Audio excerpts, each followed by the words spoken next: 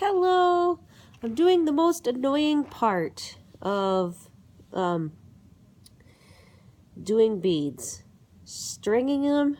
Now, what I'm using is, I think I've shown it before, all this is a twist tie, just ripped off the outer part. And then I got my strings. And currently I am just trying to string whatever's in here. I'm going to try to stick with stringing the orange and yellow ones for right now. This is not my favorite part of doing the beads. It's actually probably my least favorite part of doing beads altogether. I don't mind dipping them. Oh, and I have my stuff is, oh, I guess it's kind of stuck here. This is my container, and I have it sitting here, so once I finish, and it's just sitting on a garbage bag, just so I don't ruin my floor, but I'm just stringing these. Once I have a full thing, I'll do one on camera, and then I'll be finished, because this does take some time to do, and it just, I don't know.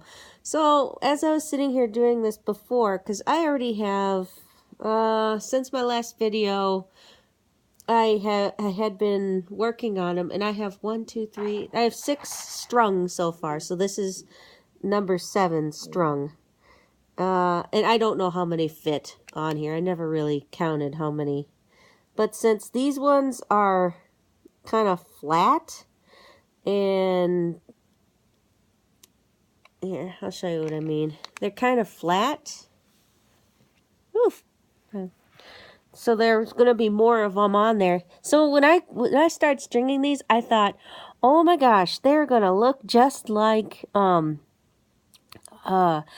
candy necklaces. So yeah, that's just what I thought of when I started stringing these. So I just sit here, just string them on, and then I dip them in the stuff.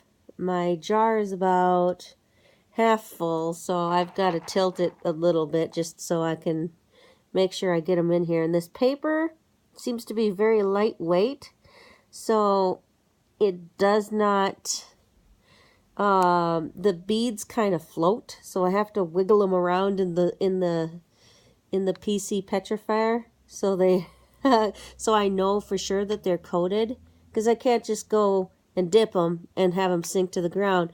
I have thought about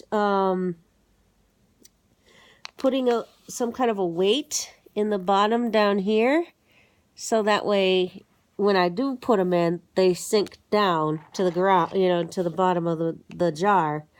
And I just haven't gotten around to doing it yet. I will probably do that at some point, but I have to figure out what I could use as well, because it's got to be something that isn't going to die over time. Okay, so here's one completely done, and I just take my thing off because it's just folded. It's just folded over on itself. So it's got one open end, and I leave about that much room on the top. So then I tilt my jar. I know you can't see it on camera, but just trust that I'm doing it. And I'm not going to show you because I don't want to go over the top of my floor. I don't want to drip the petrifier on the floor. Okay, so I did one. Bye!